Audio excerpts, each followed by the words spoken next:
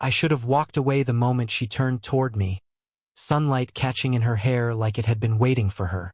But something in the way she said my name, soft, like she wasn't sure she had the right to ask anything of me, kept my feet planted. "Can you help me reach this?" Her voice floated out from the open pantry door, light but carrying something underneath. Something tight, something she didn't name.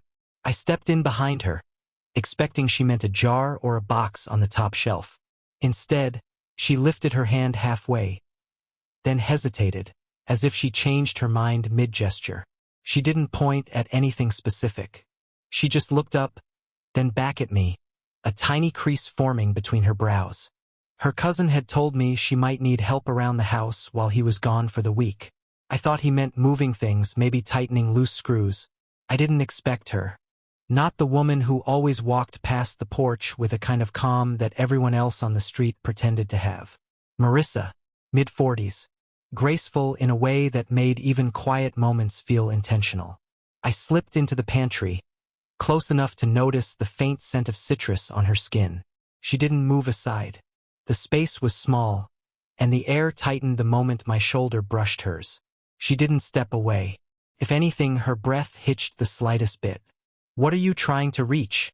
I asked. She blinked, looked up at the shelf again, then shook her head. Sorry. I thought never mind. It's fine." Her words tripped over themselves. Not confidently, not smoothly, almost like she'd walked in here with one plan, then lost her nerve. "You sure?" I stayed where I was, watching the way her fingers pressed lightly against the wooden shelf, like she needed something to steady herself.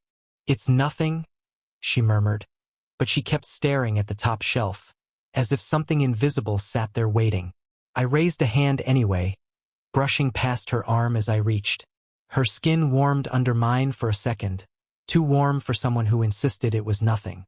She didn't look at my hand, but she didn't move either. "Tell me which one," I said quietly. She exhaled, the kind that isn't really about breathing, more like giving up on pretending. Her hand lifted again, slow, careful, almost reluctant. But instead of pointing at anything on the shelf, her fingers drifted downward. A few inches, then a few more, until they hovered near my waist, close enough that I felt heat radiate between us. Her hand didn't touch me. Not yet, but she didn't pull it back. Her voice came out barely above a whisper. "I'm sorry. I didn't mean to bother you." "You're not," I said faster than I intended. Too fast. And when she finally looked up at me, like she was checking if I meant it, I felt something shift. Quiet, sharp, undeniable. She spoke again, but her voice didn't match the way her eyes held mine.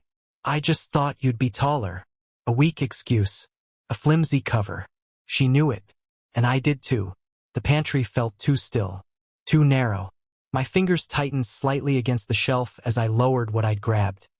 Some random can I didn't even look at. Her gaze dropped to the space between us. The almost touch. "Marissa?" I said her name without thinking, soft enough that it made her inhale sharply. Her hand twitched, just once, just enough to graze my shirt. Then, a sudden knock on the front door echoed down the hallway. She froze. I did too, and her hand, still hovering near my waist, didn't move. The knock at the door broke the moment, but it didn't erase it. She stepped back first, too quickly, like she'd remembered something she shouldn't want. I followed her out of the pantry, still feeling the ghost of where her hand almost settled on my waist. She smoothed her hair with a motion that looked more like a nervous tic than vanity. "You should probably get that," she said quietly. I wasn't expecting anyone, but I nodded and walked to the front, each step heavy with the leftover charge buzzing between us. By the time I opened the door, just a package drop, she had retreated to the kitchen, standing by the counter with a glass in her hand.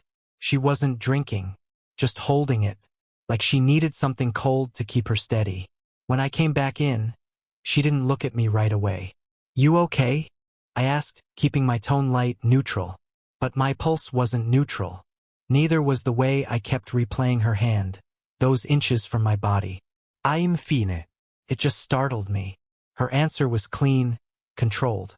too controlled. And I shouldn't be pulling you away from your day. You're not. I leaned on the counter beside her, close enough to catch the faint scent of citrus again. You asked for help.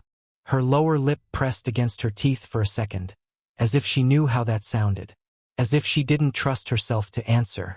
I tried to distract both of us. Your cousin said you might need someone around, but he didn't say why. That made her still, not tense. More like she sank into a memory she didn't want to open. It's nothing dramatic. She set the glass down slowly. Just quieter than usual here. That's all. Quieter. Lonelier. She didn't say the word, but it hung there anyway. My eyes drifted to the framed photos on the wall, her with a man, smiling. Older picture. Then another, her standing alone in a garden, wearing the same controlled smile she used now. Was that your husband? I asked before I could stop myself. She flinched barely, but enough. Ex-husband, she corrected softly. Years ago. I'm sorry.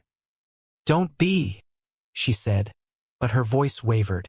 She steadied it a second later. People grow apart. Or, one person grows faster than the other. Something about that landed too close to her chest. She looked away. I rubbed the back of my neck, trying to ignore how much I wanted to close the distance again. Still, you shouldn't have to handle everything alone. She glanced at my hand instead of my face, following the small motion. A quiet breath slipped from her, almost a sigh. Sometimes, she said, it's easier to stay alone than risk complications. Complications. Code for the exact thing happening between us. Her gaze lifted to mine again, searching. Maybe warning. Maybe hoping I didn't understand. But I did. Too well. We stood there in the kitchen, just a foot apart, but feeling closer than we should. Her shoulder brushed mine when she reached for the dish towel. Like, intentional. Then she stilled as if she realized she'd leaned in too much. I should, she started. Stay, I said before thinking.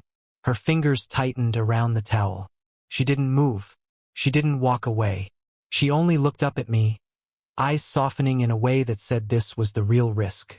And for the first time, she didn't hide it should have ended in the kitchen. A small brush of shoulders, a held breath, a moment both of us could pretend never happened. But she didn't step away when I told her to stay, and I didn't give her a reason to. The silence between us felt different now, no longer empty, but crowded with things neither of us wanted to say first. She reached for the cupboard, maybe just to break the intensity. Her hand stopped halfway up, fingers hanging in the air like she forgot the motion halfway through. Could you? She asked, not finishing the sentence. I stepped behind her again, close enough to feel her back tighten for a split second. She wasn't expecting me to stand this close. Or maybe she was. My hand lifted past her shoulder. She inhaled, sharp, quiet, and her hair brushed my cheek as she tilted her head slightly to the side. Not away, just there. I grabbed the cup she'd been reaching for, but neither of us looked at it. When I handed it to her, our fingers touched. Not accidentally. Not anymore. She didn't let go right away. Neither did I. Then her phone buzzed on the counter. The sound snapped the moment clean in half. She jerked her hand back, the cup clinking too hard against the counter. Sorry, she whispered, though she wasn't apologizing for the noise. She checked the screen, and her face tightened. My neighbor, she murmured. She says she's stopping by to drop something off. When? My voice came out lower than I meant. Her eyes flicked to the doorway. Now. Probably. We both froze. If anyone walked in right now, her standing close enough that I could still feel her warmth, me hovering behind her like I'd been caught stealing something, it wouldn't look innocent. It wasn't innocent. She took a step back, but her heel brushed mine, and she paused again. This is a bad idea, she said softly. You're young. I know how old you are, I whispered. Her breath hitched. A quick knock echoed from the front porch, 3 rapid taps. She flinched hard, palms flattening against her thighs. Don't move, she said under her breath. Just stay here. But she didn't walk away. The knock came again, louder this time. Marissa? A voice called lightly from outside. I brought that thing you needed. She should have gone to the door. She didn't. Instead, she stood directly in front of me, chest rising too quickly, eyes locked on mine like she couldn't bring herself to look away. You need to go, she whispered. Through the back. I can. But I didn't move either. Her gaze flicked to my mouth for the briefest heartbeat. A split-second glance that burned hotter than a kiss. She caught herself and looked away, pressing her lips together. Another knock. Her neighbor's cheerful voice. The world insisting on being let in. She reached out suddenly, her hand catching my shirt near my stomach. Not pulling me in. Not pushing me away. Just holding. Please, she murmured, voice trembling for the first time. Go. Before she sees. I stepped closer instead. Just enough that our foreheads nearly touched. She inhaled sharply, one hand rising like she was about to push me back or pull me in. The doorknob rattled. Her neighbor testing the door. Marissa's fingers tightened in my shirt. And even with the risk inches away, neither of us stepped apart. She got her neighbor out the door with a tight smile and a quick thank you. But the moment it clicked shut, she leaned against it like she needed the solid wood to stay upright. Her eyes stayed down, her breath slipping out in unstable waves.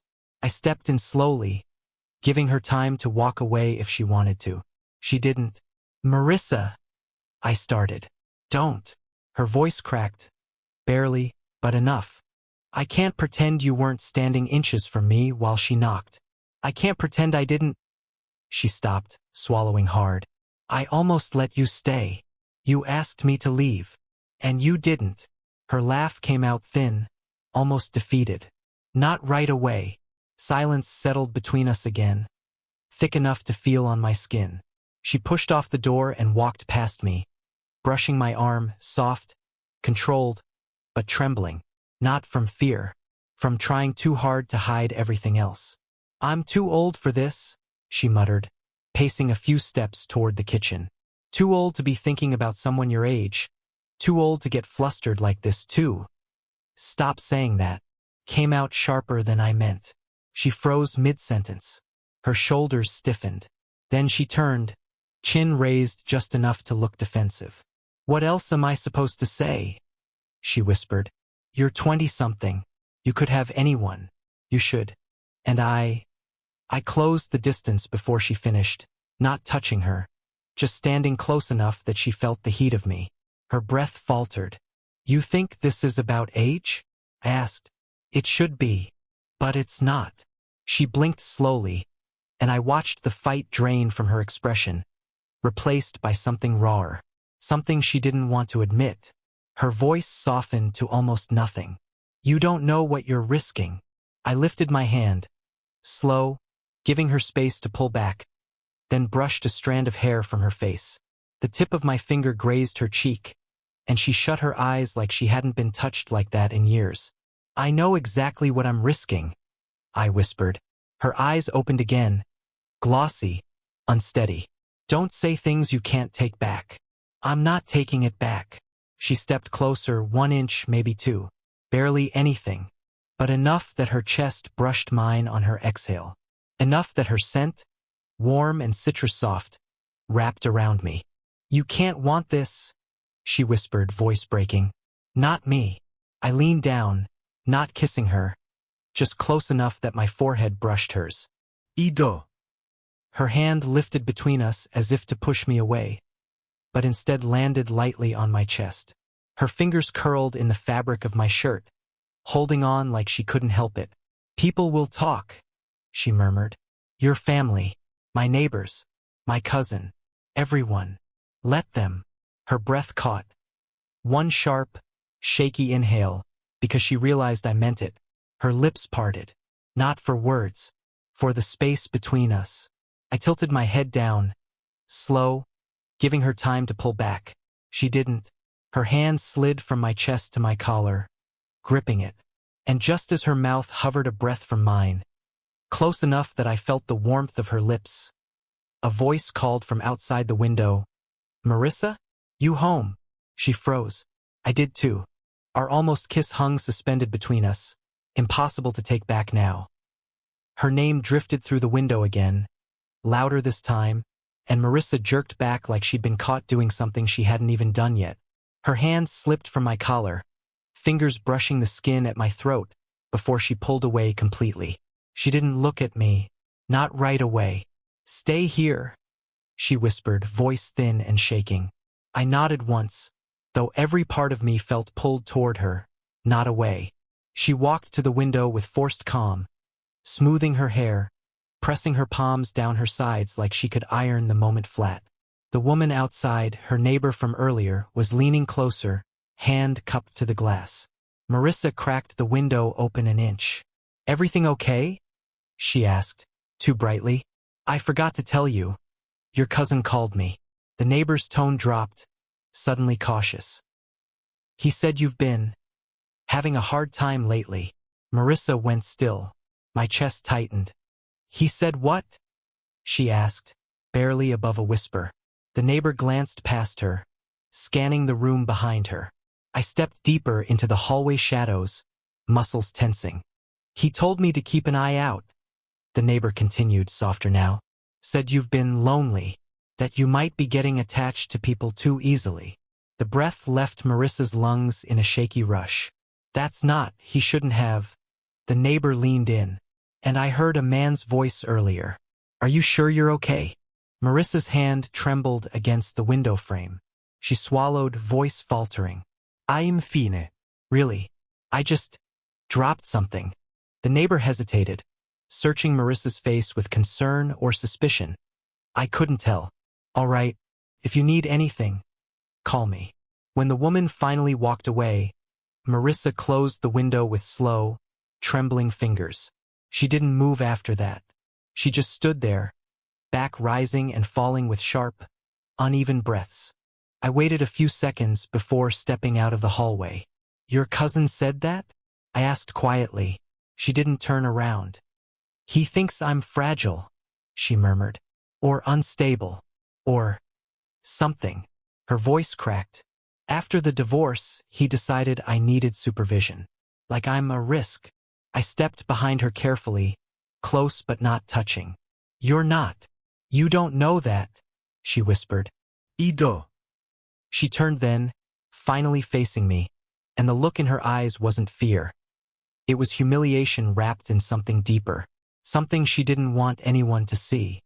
"He told people to watch me," she said, "to make sure I didn't get carried away." Her fingers curled into fists at her sides. "And now there really is a man in my house." I opened my mouth to speak, but she stepped toward me first. Too quickly, then stopped mid-step, like her body moved before her mind caught up. "And he's half my age," she added, voice rough. "Does that bother you?" I asked. She shook her head, barely. "It scares me." She reached up suddenly, nearly touching my jaw before stopping an inch away. "Because he makes me feel something I shouldn't." I exhaled slowly, intentionally, letting the warmth of it brush her fingers. "What if he feels it too?" Her hand trembled, then finally brushed my cheek, feather-light. She closed her eyes.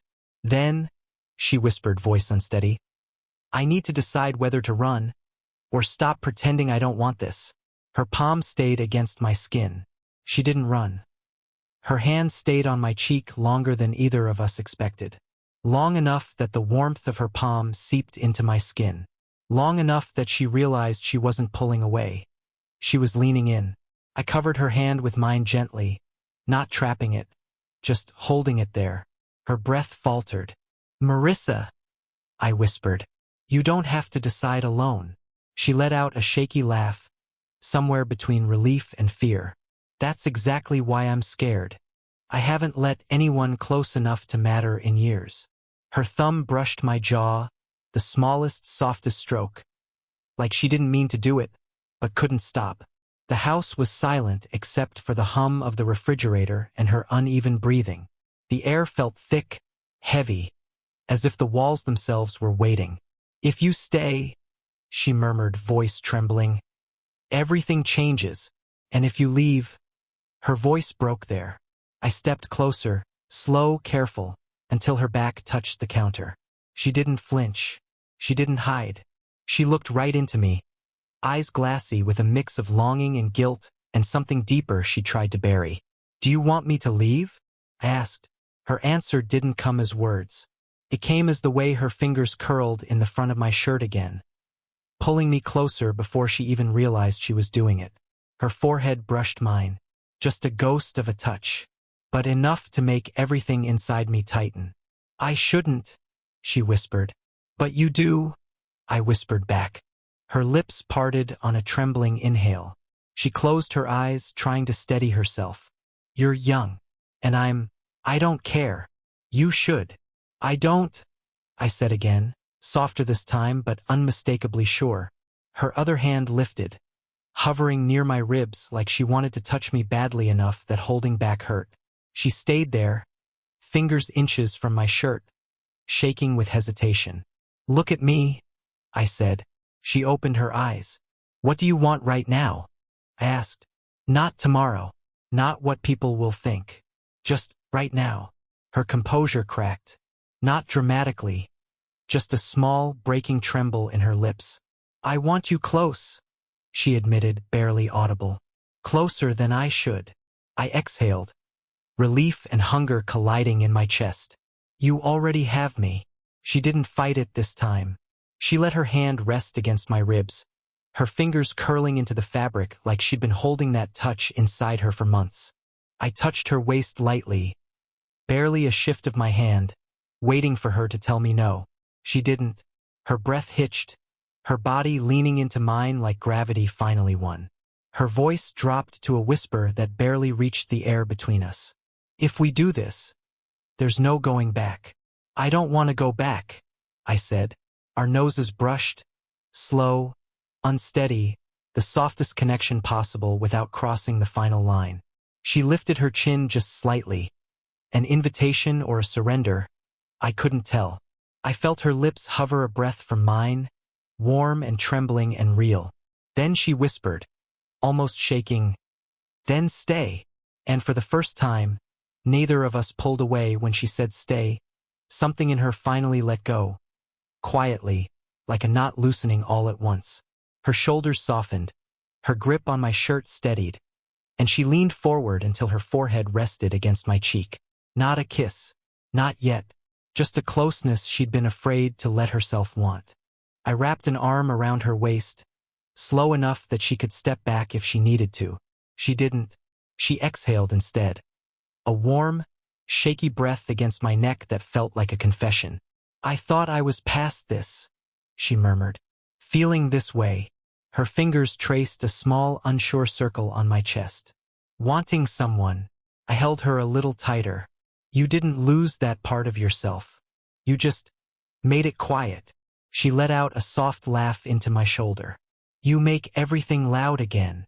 I tilted my head, brushing my temple against hers. "Do you want me to stop?" "No," her answer came fast, unfiltered. "Not anymore." We stood there like that, pressed together in the calm after too many almost moments. Everything unspoken finally settling between us without tipping into fear or panic. Just truth. Warm, steady truth. She pulled back slightly, just enough to look up at me, her eyes brighter and less guarded. "The age difference," she said softly. "It still scares me." "I know," I replied, "but it doesn't scare me. Maybe it should." "Maybe," I said, brushing a thumb under her jaw. "But it doesn't." Her hand slipped around mine, fingers threading deliberately through my own. The way she held on, firm, sure, felt like the real turning point. Not the near kisses or the whispers. This choosing to hold on. She leaned her forehead to mine again, breathing me in. "I don't want to hide," she said. "Not from myself. Not from you. You don't have to." "And what will people say?" she whispered. "They'll say what they want," I answered. "But we know what this is." She searched my face for a long moment, looking for doubt, maybe, or for a reason to run. She didn't find one. I brushed a hand through the side of her hair, tucking a loose strand behind her ear. She leaned into the touch, eyes fluttering shut for a second like she was memorizing the feeling. Then she stepped into me fully, arms circling my waist, her cheek resting against my chest. I held her close, closer than I'd ever been allowed before, and felt her finally relax, all the tension she'd been carrying dissolving as she let herself be held. "This feels right?" she whispered. "Yeah," I said, letting my chin rest gently on her hair. "It does." She pulled back just enough to lift her face. I kissed her forehead, slow, warm, grounding. Her eyes softened, her fingers tightening around mine as if sealing something between us. "No running," she murmured. "No running," I echoed. We stayed there, hands intertwined, breath sinking, the air finally settling around us instead of pressing in. She leaned her head on my shoulder, and for the first time since I met her, she wasn't pulling away or pretending she didn't want more. She chose this. She chose us, and I stayed. Did you enjoy the story? What kind of stories would you like to hear next?